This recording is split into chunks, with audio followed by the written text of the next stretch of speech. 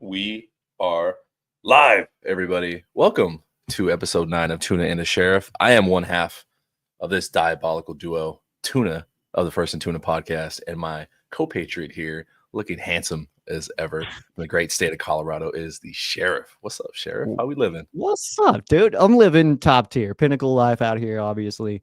How you doing, man? I'm doing good. I feel like I'm missing out on a lot in the sports world because everyone is caught up in March Madness. I didn't make a bracket. I'm Kicking not Aggies, good at man. college hoops. Yeah, I know you're a big Aggies fan. What started? I always wanted to ask you, like, why are you a huge Aggies fan all the way from Colorado? It's so funny actually, because I feel like I've found my teams in the most random of ways, and Aggies are definitely no different, dude. So my childhood best friend growing up, he his dad lived in Texas and worked at Texas A&M, so it was like the first college I ever knew existed. And then really immediately after that, I was like, oh, Texas A&M, that's a college. My friend's dad works there. They have a football team. Hell yeah, this is awesome. So I was like, oh, I just got sucked in that way. But I also pretty quickly. Home teams I hopped on too, so like Air Force and stuff. So Okay. that was the origin of the A&M though, man. That's weird. That's easier than me trying to explain to other Rams fans why I'm a Boston Celtics fan in the NBA. I'm one of You those rare mentioned that. guys. I was gonna ask you about that actually. How did Boston get into there? I mean, when I was a kid, I grew up in Northern California. So when I was a kid, started watching basketball. Didn't have any ramifications of locations. Didn't even know where the hell Boston was. My real name is Pierce, and for those that don't know, Paul Pierce. And I just fell in love with the truth, and I was a Boston fan since then. So I get to wear green during the spring. That's about it. Hey, fair enough, man. Yeah, I've never really divin. Okay, we're making up words on this Saturday morning. I haven't really dove too far into basketball, honestly. Being in Colorado, it's a cool time to become a Nuggets fan, but it's also a terrible time to become a Nuggets fan because then everybody's like, whatever, nerd. So I don't know what to do right now. So we're in there right now. Single T's out here in Arizona. So you don't have to explain your random. I hate all Arizona teams. He's right smack dab in the middle of them. So, oh my god, why does he hate all random teams? Well, I hate all Arizona teams too. I think Colorado and Arizona are like sports rivals, just like at their core. Like they don't have the Coyotes anymore, but the Avs and Coyotes, the Diamondbacks and the Rockies, like stuff like that. So yeah, kind of. I guess the only one would be, Broncos and Cards is not. It's not a real rivalry. So. Nah, gotcha. Well, there we go. Let's look at us being multifaceted and open-ended and talking about other sports. Our horizons are so broad, my guy. This is awesome. I feel so intelligent, so open. My therapist would be happy. So I kind of wanted to do something a little different before we jump into, because there's been some other transactions, nothing like groundbreaking. There's been one that's like not great that Rams fans are hating right now.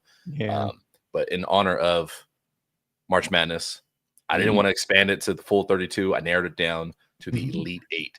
So Elite 8, I've got 8 names here. Pretty generic. I'm leaving one name off, though, because I think that's a given. I'm not including Aaron Donald. Yeah, that's an easy win. Yeah. I've got 8 all-time, in my opinion, great Rams. I want you to pick single elimination. And are they seeded out? What are our seeds here? I'm gonna do no seeds because I didn't think that far ahead. Okay. I'm just gonna mash up names together and I'm gonna make you pick the winners here, and then we're gonna crown one the second all-time great behind Aaron Donald. All right, I do have my biases, by the way. I've got some not groundbreaking, dude. Landman, man. Landman. I like Landman, Brett. Landman. Yeah, we will talk about him. We will touch on Landman. There are some additions that we got to touch on, but let's see what we got here, man. Our Elite 8 of the Rams. All right, I'm gonna start it off spicy. Okay. Kurt Warner versus Matthew Stafford. Oh, and this is just my bracket, right? Not my interpretation of the Rams fan base. Just your bracket, just off the top of the dome. We're not gonna dive deep into it. Just matchup right now.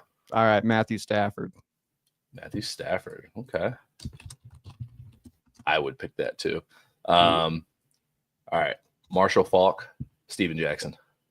Ooh, that's a tough one, man. That's a really good one. I love me It's a fun some one. SJ, but Marshall's my guy. Give me Marshall. Yeah, it's a tough one. I'm gonna pit these two guys against each other. Cooper Cup, Torrey Holt. Oof. That's a really good one, man. But I'm actually gonna go Holt because he's like, I mean, in my personal opinion, he's one of my top 3 all times. So Okay, it's Torrey Holt. And the last one, I think it's easier, but I thought it was a fun name. I like saying his name all the time. So you got to pick between Isaac Bruce and Aeneas Williams. ooh, dude, that's a good one actually. Aeneas is dope, man. I will say it's interesting that that those two are also guys who made appearances on our division rivals, but Yeah. you got to go with Bruce, man. Give me Bruce. Bruce. Love I it. thought you'd pick an upset there. All right, final four: Stafford, Falk, Holt, and Bruce. How do I want to match these guys up? That's Let's do. tough, dude. I'll make you pick between. Let's just pin the wide receivers together, man. All right. Isaac Bruce versus Torrey Holt. Yeah, That's so hard, man. yeah. Um, You know, I mean, I got to stick with my own, personal takes here. And Torrey Holt was one of the reasons I tried. I use that term, tried to play wide receiver in high school. But I am gonna go with Torrey, man. He was my guy. He was one of the reasons I wanted to play football. Ooh, I would say that's a little bit of an upset. I'll I would take say that. so. Single T pick Okay. Bruce over on the in the comment section. I think yeah, that would I think depending on how you viewed those two guys, like what your favorite aspects of wide receivers are, I think people Yeah. would answer that differently. And then I Yep, think dude, there's a the reach back catch versus Seattle. That one, dude, like that. The second I saw, I was like, Torrey Holt's one of my all-time favorite players of all, like forever. Like, this is the coolest thing. I don't know why Lofa Tatupu was covering Torrey Holt. Dumb move, Seattle. But I'll take it. another great all-time NFL name, Lofa Yeah. Tatupu. Oh, solid. Yeah. Another fun matchup, might be an easy one depending on how you look at it. Matthew Stafford versus Marshall Falk. Oh, that's not easy, man. I wouldn't say that that's easy, depending on how you look at it. You got to also consider that you did have the two only Super Bowl winning quarterbacks against each other, and I Yep. did go with one of them. Obviously, you had to, but dude, Marshall was absolute my guy. I've got action figures sitting here of Marshall Falk. So I'm gonna go give you my boy Marshall Falk. Yeah, definitely. Man, how the Colts let that guy go. All right. We're in That's the dude. championship. How is it? We're in the Sheriff Joe Bags championship, man. This is impossible. This I could have told you this is exactly what the championship would have been. I the Yeah. era of me coming into my Rams fandom. This was always going to be the finals. And to be fair, anybody jumping in like mid conversation here, we know Aaron Donald's the all time great. I'm Yeah, not arguing obviously. that. We're picking the second all time great. All right, Torrey Holt, Marshall Falk. What's who's winning this matchup and what's your reasoning? All right, man. So, first of all, a little interested that we didn't go too far back. We didn't get into like the Deacons and the Merlins and all that stuff. The Dickersons even didn't even make it. So, we're going a little bit more modern era here, which I do appreciate. But if we're looking at Torrey Holt, one of the obviously top receivers in Rams history, Marshall Falk, maybe the best running back in Rams history, but that position grouping has been so loaded for this team, historically speaking, which is really cool. But yeah, man, I gotta go with my guy Marshall Falk in double overtime. This is gonna be a double overtime win. That's how close it is. It's it's neck and neck the whole time, and he hit like a half court buzzer in double OT to call it. So yeah, that's what Oh, that's what it was. okay. Yeah, and then obviously I'm more I can't, it's hard to argue with that. That is an all-time great. Some people put him top 5 running backs of all time, like depending on how you want to cut it. I know that's probably controversial, but yeah, went more modern-ish era, kind of 2000s, 2010s, greatest show on turf. On moving on, just because as much as I love the guys from the past, like I didn't grow up watching them. Like I was too That's young. the thing, So man. yeah, It is like it is a little bit different when like you remember turning on a game and watching somebody. Like I remember watching countless Steven Jackson runs where every time you touch the ball, you're like, oh, these poor corners on the outside are going to try to tackle my boy SJ. Like stuff like that, man. Like, so actually seeing it in person and not just highlights, that is a massive difference. And I'm only 33. So, Steven Jackson is one that I have always been fond of, just from even early on, like when I was in high school. Really weird anecdote. My high school coach at the time, shout out Coach Schwartz, he actually spent some time at Oregon State. And so he was around Steven Jackson. He was around Ocho Cinco when he was, little unknown Chad Johnson at the time. I love that, dude. And he just said, like, even back when they were recruiting Steven and he was there, this kid's like 19 years old walking in, and he's so big, like his shoulders barely fit inside of a door frame. Yeah. And it's like, oh yeah, this is your running back. Like, oh my God. Like, so just fun. I wish that guy had a better career, man. And maybe Danny's right here, man. Maybe we'll be getting the next big name RB in this draft coming up. When we do some selfless plugs here later, there's one running back that I absolutely want, just because he was on my podcast recently, and I need him bad. No, that's a trend. That's a trend. We see that in the Rams podcast community a lot. If somebody has an interview with that person, then they will forever think that is the greatest player of all time. Those are the rules. Hey, I don't make them. All right. Hey, I'm still president of the Xavier Smith fan club, man. Dude, I'm telling you, it's a real thing, man. I thought Brian Randolph was getting slighted out here for years because I had him on my podcast. It's like, no, that's not necessarily just because they were willing to talk to you doesn't mean they're, I'm not trying to say that that's the case for this guy. I'm just saying that's so funny to me. I keep seeing that online where people it's like, oh, this guy's really high on him. Let me check his channel real quick. Like, oh yeah, a month ago he interviewed him. Of course he's high. It's the bias is real, man. Hey man, you gotta petition for your guy. Absolutely, dude. I get it too, because like when you talk to him, you're like, man, I like this guy. Like, this is cool. Like, so yeah, I'm with it. I get it. I do the same thing. Yeah, exactly, dude. Do I think Xavier Smith's gonna be the next Torrey Holt? No, but there's a lot of skill there to where, like, hey, you can throw this guy in. He's gonna make some plays. So yeah. I just want to see guys do well, man. That's what I'm saying, man. I feel you there, man. I'm here to support anybody who's rocking the horns, man. Yeah. So, all right. Well, Torrey Holt or Marshall Faulk is your second all-time. Aaron Donald. The man wears a 2-8 on his chest, man. One of those guys on that list is now a Seattle Seahawk. Have you gone through the emotions on it? Do you really care? Yeah, I've processed, man. I would say that hearing shortly after the season that the reports of the potential mid-season Cooper Kupp trade were real, that the Rams were. Yeah. I don't know if they were making or taking the phone calls, but the phone calls were happening, and Cooper Kupp's name was being mentioned in these, and that we got confirmation on that. And so at that point, I've followed and covered this team long enough now. I kind of saw that writing on the wall and was like, okay, if that's real, he's done. Like, he's just not coming back. And then the reports started coming out of, like, it's like, are you willing to take, are you willing to sign him back for less money? And it's like, that's the least likely scenario. And it's like, okay, well, he's not coming back, guys. Like, so I definitely mentally processed all that stuff. I would say from my own perspective, and I know that not everybody agrees with my own, with this perspective of Cooper Kupp landing in Seattle, but he grew up in Seattle, or in the Seattle area, Yakima, he grew up as a Seahawks fan. So I don't blame him one bit. And also, let's not forget that the Rams are the jerks of this situation. Like, he didn't want to leave. The Rams were like, no, get out. And so, of course, he kind of, like, there's a little bit of him that I'm sure it wants to play against us.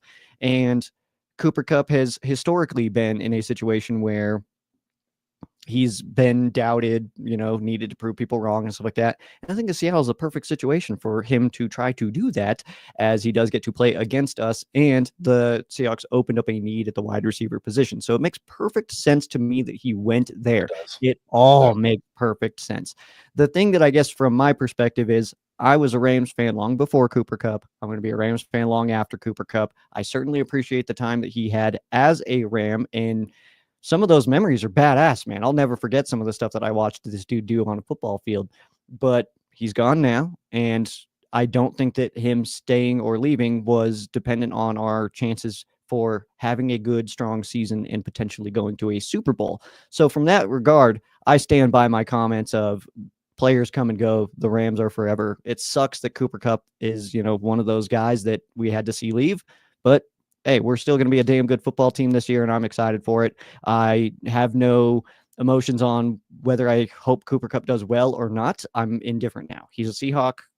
I'm a Rams fan. Like, I don't wish him ill, but I don't really care. Like, if he goes off this year, cool. If he has 200 yards and gets hurt, whatever. He's not a Ram. So yeah, that's where I'm at. And I know that not everybody agrees with me.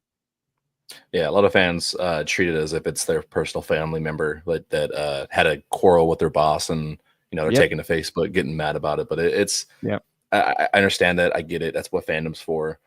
I have two opinions on that. One is we're gonna end up paying 20-something million for a wide receiver that could not stay healthy the last 2.5 years. Like, love the guy to death. I think I'd say he deserves a statue next to Aaron Donald in front of SoFi, but he can't stay healthy. It's going to be a lot of money. And there's an argument that can be made that his existence in the wide receiver room is holding back the room, because his play style is going to be very similar to what Puka's bringing in. So there's not a lot of diversity there and bringing different assets to the offense on a weekly basis. And then it's almost like a logjam for the guys behind him, like Tutu Atwell, Xavier Smith, like we talked about, anybody else that they're going to want to bring in, because it's Cooper Kupp. You're not going to sit here and tell Cooper Kupp, all right, cool, you're wide receiver 6. It's too much money, too much respect. Yeah. So now these other guys aren't getting on the field. The offense isn't evolving. So you have to move on from him. I think that's why they were so adamant about it. Same with you. I'm not like crying about it that he's in Seattle. It's a weird look. It's like seeing Shaq on the Celtics. Like, that's exactly what I equate to it. My brain goes, if I can emotionally handle and accept seeing Bruce wear a 49ers uniform, that was terrible when it happened, man. And it was like, what is this crap? But or Torrey Holt in Patriots and stuff like that. And it's like, it sucks, but it's like, hey, I mean, it's so rare that somebody gets to start and end their career in one place. Whatever. Like, I'm not everybody's Aaron Donald, man. Like, I would go back to talking about the greatest Ram of all time. Like, there's no argument in a lot of that stuff because he never even played anywhere else. If you look at any of those other names that we listed there, all of those guys, I think, played elsewhere. I mean, I'd have to kind of think about the list again, but that's so rare to play in just one place that Kurt Warner was on the Cardinals. Like, yeah, went to the Cardinals. I was a Giant. I mean, obviously he was like Packers practice squad player for like a week or whatever. But Aeneas Williams, Cardinal, Isaac Bruce, Niner, Torrey Holt, Jag, and Patriot, like Steven Jackson, Falcon, and Patriot. Like that, the list is hefty. And even if we do go back into like the olden days and stuff like that, Deacon Jones, he played for the Chargers, and like I think somewhere else as well, like stuff like that. It's like, I mean, to me, it sucks. It's not ideal. It's not something we wanted to see happen, but it's like, I mean, whatever, man. We were blatantly the ones that wanted to get rid of him. So in my mind, it's like, hey, trust this team, because we're also near the top of the league. I would say in the top quarter of the league every year in terms of talent and abilities to win football games. So you know what, whatever they're doing, sometimes it sucks. Sometimes we get some of those moments where you're like, damn, dude, this team is harsh, but hey, we're probably going to be in the playoffs next year, and I don't think Seattle will be, so I'll take it. It's brutal. I do wish Cooper Kupp luck in 15 of his 17 games next season, but my betting odds are that he's probably going to accumulate like 300 yards and 3 touchdowns against us in 2 games. So like, it's just kind of how it goes if he's healthy. There's something about it, and I don't know, like I don't have anything like obviously I wouldn't have this information. That would be crazy, but something about it to me feels like he has an okay year. He misses some games due to injury, and he only plays against us once. I feel like he's gonna miss a game against us.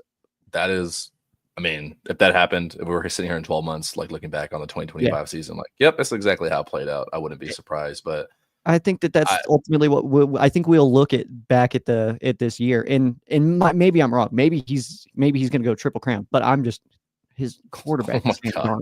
But like, I would be mad. I would be mad if that's the case. I would be too. But I feel like we're going to be in a situation where 12 months from right now, we're going to be looking back on this and be like, oh, we probably overreacted about the Cooper Cup move, him leaving. Like it wasn't that impactful. Devontae Adams going to go off for like 1,600 yards, and then Cooper Cup, if he's got like 600-700 yards, we're gonna be like, oh yeah, we did the right thing. We're good. Yeah, this wide receiver room. I think as much as I trust McVay and the offense, I trust Coach Yarbs. Yep. It doesn't. One of the greatest assistant coaches, like or Top tier, dude. position coaches in the league, probably the last 5 to 10 years. Like Mhm. the wide receiver room is always ready to go, no matter who is in there. Van Jefferson and Tutu Atwell were ready for Baker Mayfield when he came in for a few games. Like, Straight dude, up, dude. come on. Like, Yeah. come on. Like, what are we doing? Straight up. We're worried about nothing. Now we have Devontae Adams and Puka Nacua. I love that I got to see Baker Mayfield live in the Rams. Such as, oh my god, I so cool. I wish he was still with us. I wish he was our quarterback of the future after Stafford. There's something about Baker I love. I've always been a fan. Speaking of melanin deficient guys that are real gym rats, first in, last out kind of guys. Landman. Landman. Talk to me about Landman. Why should we be excited? I wish I knew more about Landman. All right. I haven't even watched his press conference yet, actually.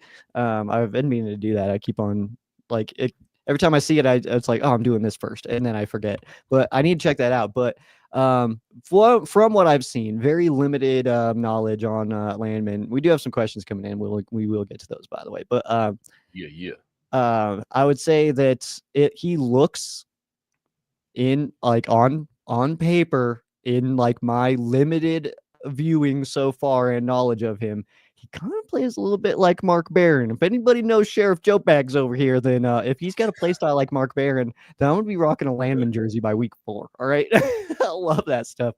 I love that, just like that missile type linebacker who will like go horizontal with the zone and then, see the gap with the running back and then hit it and then meet him in the backfield, stuff like that, or meet him in the gap. I love that kind of stuff. And that's kind of what I was seeing from Landman in limited viewing and like selected plays. So I do actually want to go back and watch some games and some real tape, not highlight clips, because I think that people watch highlight clips and they're like, I was watching tape, and it's like, that's not what you were doing, man. That's you getting only the good plays is not a good way to find out who a guy is. So yeah, these are a very quality player, like instant starter right next to Spates. Totally, obviously. Yeah. What did he have? He had like 80-something tackles last year. I know exactly what you're talking about. That goal line play where he shoots the gap, solo tackle in the backfield against who was crazy that? underrated player. What back was that? I don't even remember the team. I know what highlighted Aaron Jones, I think. It was a good back. It was like, damn, dude. Like, yeah. Yeah. But then a lot of trust too. Like obviously there's gonna be a lot of behind the scenes scouting done because he is coming from Atlanta, that connection with Raheem Morris. Yeah. McVay is gonna trust hey, let's get this, like we want Landman. How is he behind the scenes? Yep. Probably I wouldn't be surprised if he's like a captain, like based on a move like this. I agree. I pulled up his who wrote this one? Wyatt's article with the Rams staff writer, just about him. Something about he moved back to the US from Zimbabwe with his family in 2001. Like looks like he grew up playing rugby. So yeah, he's nice. Might be a little bit of a dog. Like I like that. I'm with it, man. I'm already a little bit intrigued, especially because entering the offseason, there was already a need at the position. And then obviously with, the Rams not making an attempt to bring back somebody like Christian Roseboom, there was definitely a need there. I'm really curious to see the jump from year 1 to year 2 in Spates, and just kind of see how he is this year, because he was, obviously we saw him make some really badass plays last year, but I would say too that we definitely saw the rawness in some moments there where it was like, crud, man. If just more experience maybe changes that play. So I'm curious to see that jump. But I think Landman coming in being next to him, I think is really solid. And you made the point there. He's worked in the Raheem Morris defense, which is very much still we use a lot of the defense still. We have Shula has his own tweaks on it. It's a little bit more aggressive, but it's definitely similar like schematics of it, Similar philosophy, and he's pretty athletic. I know he graded really well in the pass game as well, for how much he did there. So being able to, I think he'll mix in well with the like exotic looks Shula's going to be doing with the DBs and the safeties. And I know we got some other topics and questions, so just really quickly, people who don't know, past 2 seasons, 191 tackles, 6 forced fumbles, 7 tackles for loss in 29 games. The addition of him and Akello, I think what it gives them is veteran presence of like, okay, cool. Now in the draft, we can truly take best player available because it feels like every position group, top to bottom, the core is fine. Yeah. Right now, it's just adding firepower. Like, okay, cool. Like the guns, like we've got the guns loaded with bullets. How do we get special ammo for those games against like a Philly, against the Minnesota, like the big dogs in the NFC? Well, we need that one play. Like, who can we add now? And I think we're in a great position for the draft. You kind of mentioned something. They kind of talked about that on Between the Horns of the like worst case scenario. Akello's fine as a starter, but now we can go into the draft, be like, hey, this is a really sick corner. We can do this now, or go somewhere else, or like Landman coming in at middle linebacker.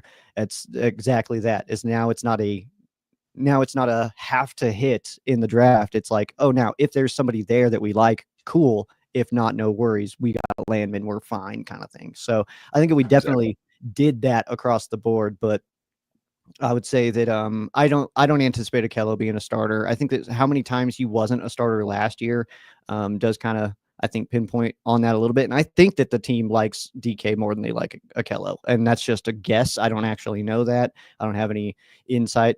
Aubrey Pleasant's not telling me that personally or anything like that. But something I would assume that DK would be ahead on the depth chart than Akello, personally. Just a 1-year deal again for Akello. I just don't think there's a lot of trust there. Well, you said Aubrey's not there. It's because he's here. Aubrey, come on in. No, I'm kidding. I would lose my mind. He's just casually here hanging out. No, he's cool. I think they treat their corners like change up pitchers. That's true, like and also based on matchup a lot. So yeah, exactly. Like they're gonna rotate starters and whoever's at nickel based on whoever the best safety matchup is, corner matchup is, and I think all the guys are bought into it. So we'll see how it plays out, man. Yeah, he's fine. I don't want to say, like, I don't want it to sound like I'm trashing Akello at all. I just think it's a very middle of the road move. I don't think it really moves the needle at all. Oh no, he's he shot up my list of like, I like went from liking this guy to loving this guy based on that Cardinals game. Like that pick is going to be like a famous play in Rams lore forever. That's so super phenomenal. Sick, man. I was telling one of my friends, was like, I'm really glad he made that play because I had a really rough opinion about his game that day. He had one really, really solid diving pass breakup in the end zone, and then that pick. And those 2 plays, if you take those away, it was like, that's a rough day for Akello. I was really pleased that he made it. It was like, okay, cool. I feel better now. Cause like, it's like, damn, dude, we gotta get it together. And like, I was getting frustrated. So yeah, he was getting kind of work. I give him credit. I think it's because he plays really aggressive. You're going to miss a lot of plays when you're aggressive like that. But DK I'd rather like be aggressive than, I like DK. Rather than being super passive about it. But yeah.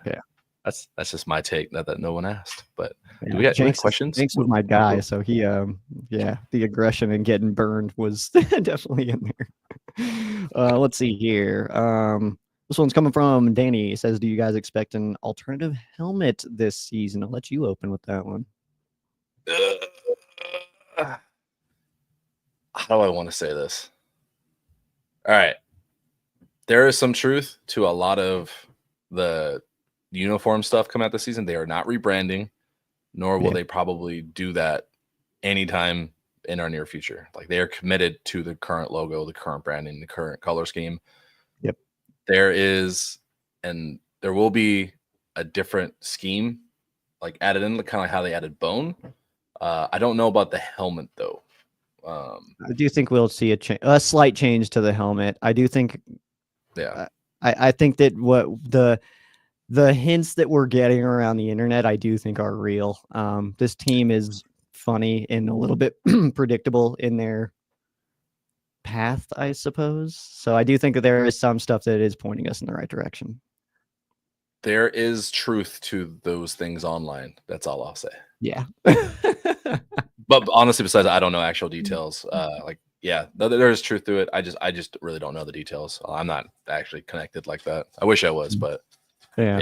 So the simple answer to your question is, yeah, I do expect. Yeah, sure. Expectations are there. They're there. Yeah.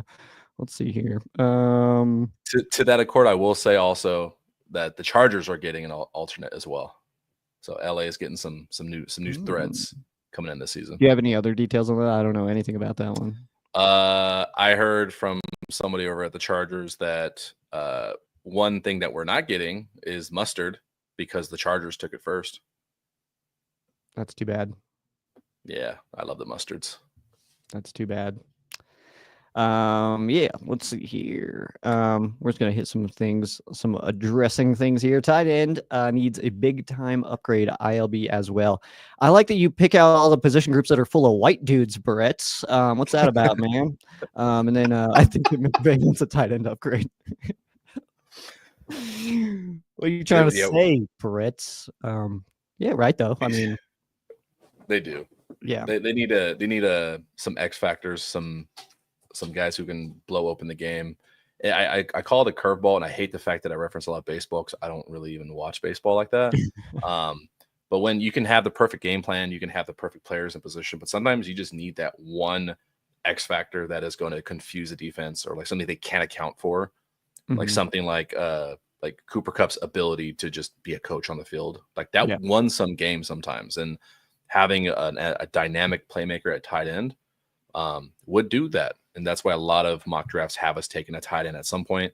I have my own thoughts on who they should take, whether it's first round, third round, but I think they finally do it. I think McVay finally pulls the trigger and takes an athletic guy at tight end this year. I think so too. And I do think that we see something decently similar to last year, where there is a guy that the Rams are trying to maybe make a move for. We saw that last year with Brock Bowers, weren't able to get him, and then all calls stopped. I think that we hear a similar situation this year. Being back at 26 definitely makes that harder, and also our limited draft picks. So I don't think it's impossible that the Rams try to maybe make a move for somebody they've fallen in love with, because again, we've already addressed it, that there's no glaring needs on this team. If we needed to, we've got our starters in place and we can field a team and be fine. But I would say that that it's possible that we, try to make that move up. But if the guy that we don't like, isn't there, if there's not, a Jared in the first round that we love, because that's all we are willing to take in the first round, then maybe drop out of the first and try to look up on some other picks, So I don't think that's impossible for sure. I do think the tight end is something that we do want to address, but I also think that the addition and switch out of Devontae Adams over Cooper Kupp, I think that changes our red zone short game immediately. Oh, yeah.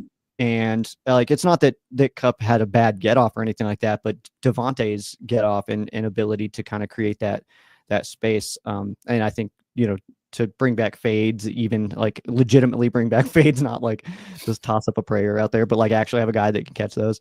I like it a lot. So I think that changes a little bit to Devontae, because I think that we need a tight end upgrade for those third and 3, third and goal from the 3-yard line, and you're trying to just create a mismatch somewhere and stuff like that. And ILB as well. I mean, obviously we need.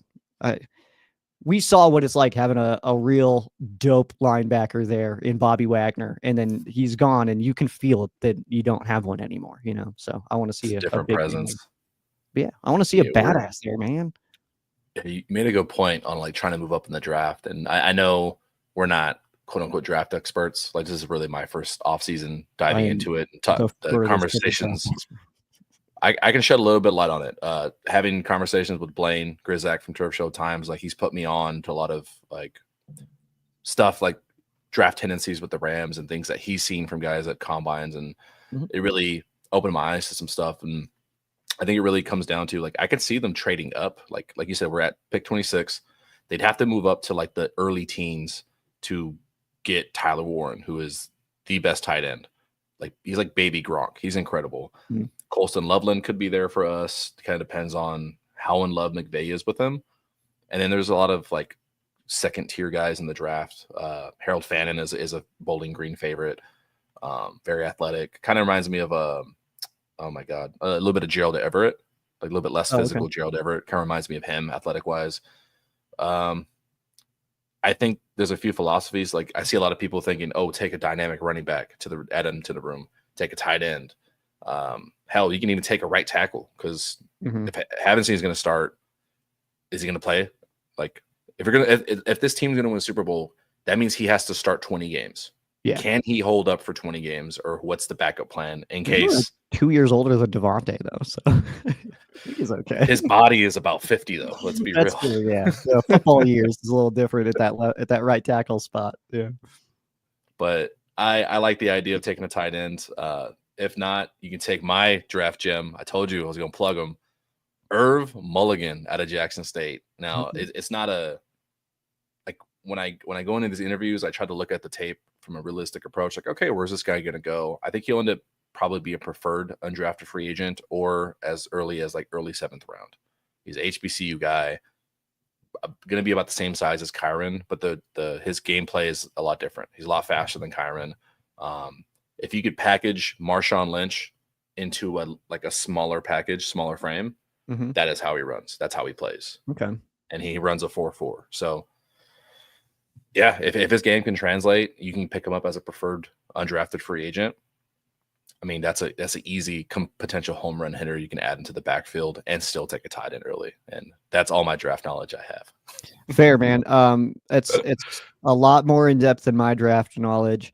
I'll tell you this, man, because somebody was asking me. I don't remember where I was having this conversation, but we were talking about draft stuff, and I think what happened for me is I was getting frustrated because when I was just intaking Rams content, not creating it, I would get so mad at people who would do like mock drafts and stuff like that, and then get mad with the Rams when they were wrong. And it's like, what the hell makes you think that you're smarter than Les Snead and Sean McVay? And like, what is better for the team? Like, come on, man. Like the ego involved in thinking that you would know better is absurd to me. And so it's like one of the things where right away I was like, I don't care about pre-draft stuff. I'll wait for the Rams to tell me who I'm rooting for this year. We've got however many picks. I think we were at 8 picks right now. I'm waiting for them to tell me, hey, do we have 8 guys I'm rooting for this year, or is it going to be 7? Is it going to be 10? Like, I don't care. I don't care who it is. I'll wait for it. I'm fine with that. Like, this is the one like football event that I just sit back and enjoy it. And it's like, I'm just here for the ride, man. Like, tell me who I'm rooting for this year. I've got it. That's good with me. So it's a great content puller for these 2 months that literally nothing's happening besides you get that free agency rush, and then now you'll get them trickling in. The way I've tried to look at it is I don't get to watch as much college football, so it's nice seeing like, oh, hey, how will these guys turn out? Like, who can I look forward to drafting in fantasy? And then, like you said, who potentially is going to end up on my favorite team? It's just a fun little practice of try to get into the brain of, Les Snead and Sean McVay, like seeing the kind of guys that they like and become fan favorites of them. And then because we have platforms like, okay, cool, like reach out to some of these guys and hopefully get to chat with them. Like, been blessed to talk to a few guys lately that, hey, you could maybe they end up in LA, maybe they don't, but he got to know somebody and really cool people.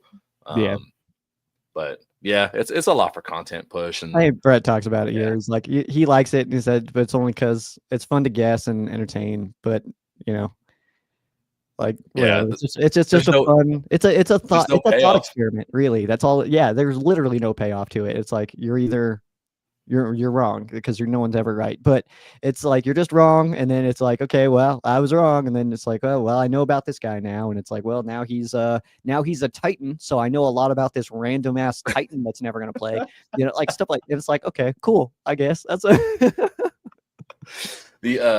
I think we should make a push. I'm gonna send a letter to Lester. Hey, if I have my final official mock draft a week before the draft, and it turns out 100% right, I get season tickets for life. Like, that's what it should be. It should be a contest. Whoever gets a perfect mock draft. Done it before. They've done the game before where they'll do like guess the first 3 positions, just the first 3 positions, and no one wins.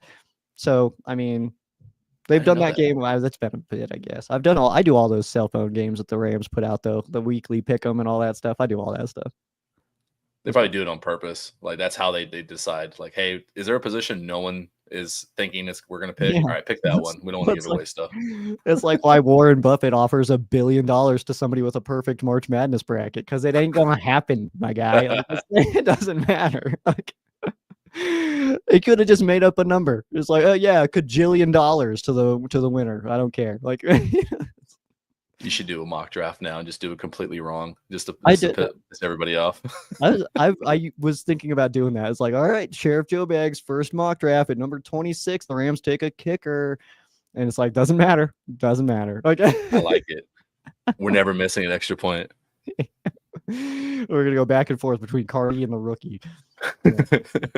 GP Shadow coming in saying, any thoughts on Trey Tomlinson release? This is actually, I like this question a lot because I've been a Trey Tomlinson guy. I've rooted for this guy a lot, and I've always kind of been like, man, he's not really getting his fair shake.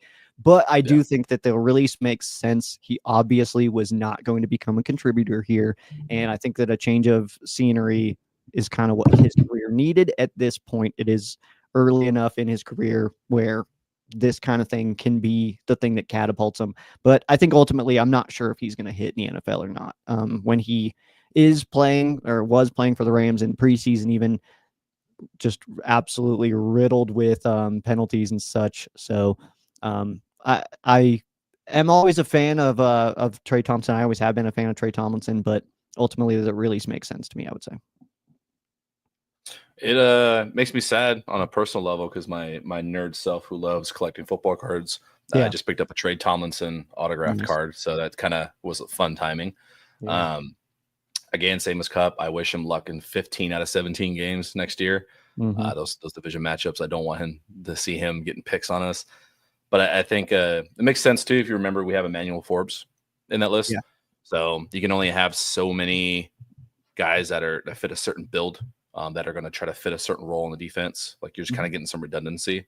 I think they're going to do fine filling in depth. So maybe that's should have kept them and developed them, but you can only develop and have gems in so many positions. So I just don't think we were ever going to try. That's fair. Yeah, he seemed like a guy that we weren't going to play. So it was like when we released him, it was like, oh, but yeah, it makes sense, And who knows? He did go to the Niners, so I'm curious, if maybe they have the ability to use him in some other way or something like that. But I would assume we're probably not going to even see against. And this is a comment about the middle linebacker, by the way. Of still Saquon Gash goes, can we also? Everybody wants to talk about Bro Limmer missing that block and stuff like that, but let's not forget that Saquon run, dude. Like that's what really felt like it closed the game out. It was like when he busted that big run off in the playoffs. That was like, okay, like crap. It's like we're gonna lose because we cannot stop the run. That's what it felt like.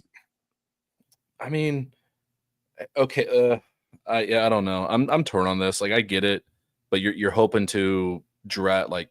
Do you want someone to draft a rookie at the middle linebacker position to match an all-time great running back season? Like you can't overreact to like this guy might go in the Hall of Fame down the road, like the Super Bowl champions. Like, but when we're fielding the guys that we're fielding, we like let's not pretend here like one of these like a rookie coming in might not be an improvement over the guys that we had last year. Yep, that's a very real thing. So that's fair. And so we always look at. And the interesting thing that happens, and this is getting like probably way too deep about it. Everyone looks to, add someone else, look on the outside. We always overlook the development of the guys here. Like the jump from, like, we love Kobe Turner. He's a great player. What if he makes a jump to where it's like, oh, you can get away with a B or C level middle linebacker because now Kobe went from a B to an A+. Sure. The Poona Ford addition, that helps out as well. The Jared Verse is gonna get better. Byron Young's gonna get better. Who knows what Omar Spates does improving? Like the jump from a rookie or first year guy to their second, third year is this equates to the same as bringing in somebody else new, because that is a new iteration of that player. Like you can't overlook the development. Our coaches are so good at developing players. Like you gotta put some stock into that too. I don't think you have to overreact. Like, and stop. People gotta stop hating on Bo Limmer. He had one bad play. That's how I'm saying. But I will say this: I on my anniversary stream, I don't even remember who was saying it now. I feel bad about that. But somebody was saying that it's Bo Limmer, that's awesome and stuff like that. But obviously Coleman Shelton's brought back in to start, and I was like, I don't know. And then the more I thought about it, I was like, oh no, that's probably real. Like Coleman Shelton is probably our starter. Like that makes total sense. He's started so many games over the last 2-3 years, and like yeah, that's that play in like as much as we want to say let's not overreact. I think that play is why Coleman Shelton's back. I think it is, and I think he's going to be our starter. I think that we're going to see Jackson, Avila, Shelton, K. Dot, Havenstein on our line. I think Limmer starts. I mean, for 90% of the time, you didn't even remember he was a rookie. He was just like, yeah, he's playing, he's starting. Kind of reminds me of Jason Kelsey. Like I know he went late in the draft because he's undersized, but how many times do we keep seeing that these undersized guys have great leverage? Like if you can play and you're strong, and then your connection with the quarterback trumps all of that. Yeah, I mean, one bad play against a Philly defensive line that was carving everyone up.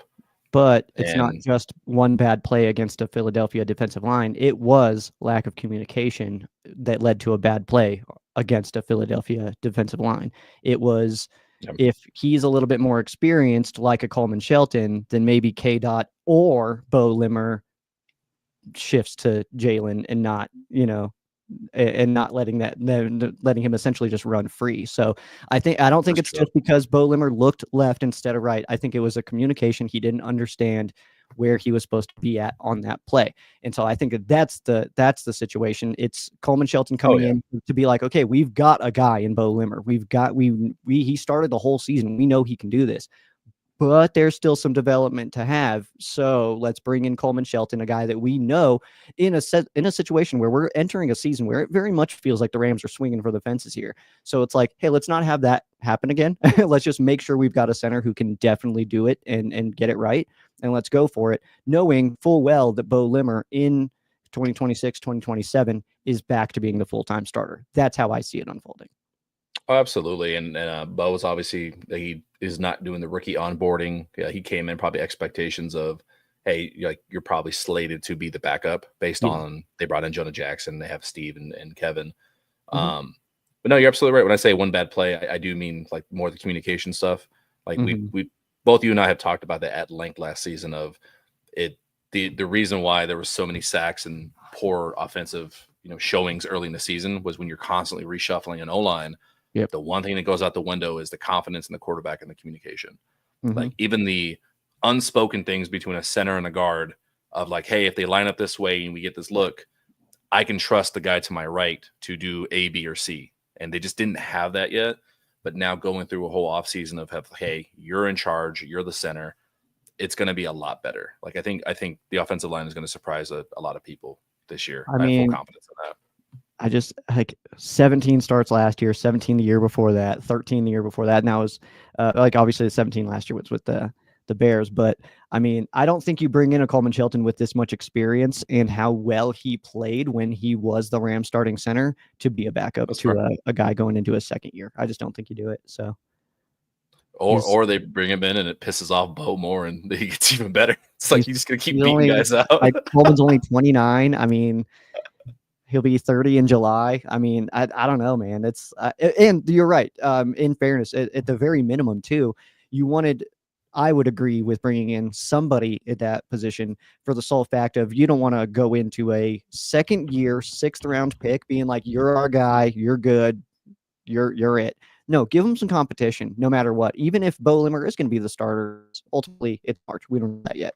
So what if there is a situation where just having some competition and Bo Limmer's like, okay, you guys doubting me? I had started all year last year and like almost beat the Eagles. Like, come on, like what the hell, man? So I think that ultimately it's good to just have that competition, man. But let's see, I want to hit on this and then we'll pop out of here, man. So is there a world Jalen Ramsey returns this season if Miami just doesn't do it? So I'm going to say no. I would love Jalen back. I love Jalen Ramsey, but I'm going to say no. I think that when the Rams move on from somebody, they've moved on. It's not everybody is a Troy Hill or a Coleman Shelton for that matter, who's going to make their return to the Rams. I think that's pretty rare actually, and I don't think Jalen would be on that list. Yeah, I just don't think it makes sense. I think for the dollar figure that he'd be owed deservedly, I don't think he has that same connection. I think he was really a Raheem guy. I think he loved Raheem Morris. He spoke super highly of him. Doesn't have that same, like, obviously a lot of respect. I know there's some overlap with him and Shula, but probably not, I mean, same communication and just how they're developing this defense right now. I don't know. I don't know. It's interesting. It's a fun thought, but I just don't see that being a reality. His comment to Devontae was rather interesting, where he's like, "Damn, dude, you're in a really good spot. You're blessed," or whatever. And it was like, "Oh, dang!" It's like, man, he does like he does like us, you know. That's cool. But yeah, ultimately, I mean, I just don't. I don't think it'll happen. But I think the Rams are ultimately done adding right now. I think that we'll see some the draft, UDFA's, maybe a veteran addition after that somewhere. But I ultimately think that we're pretty much done. We're just in a depth accumulation phase right now. We're just going to kind of fill it out. So Like nothing it. too crazy to happen here. What's the kind of player that we're going to be listing as we fade into the abyss? Oh dang. Let's do I'm just gonna say a name and then a Rams name and you take it from there. Quentin Lake. Adam Archuleta. Ooh, that's a good one. Oh my god, what's the guy's name? Taylor Mays. Taylor Mays. You know what, man? Just give me OJ Atogwe. That's a great one. Mm. I feel like I'm stumped. I said his name earlier. Aeneas Williams. I'm gonna go Brian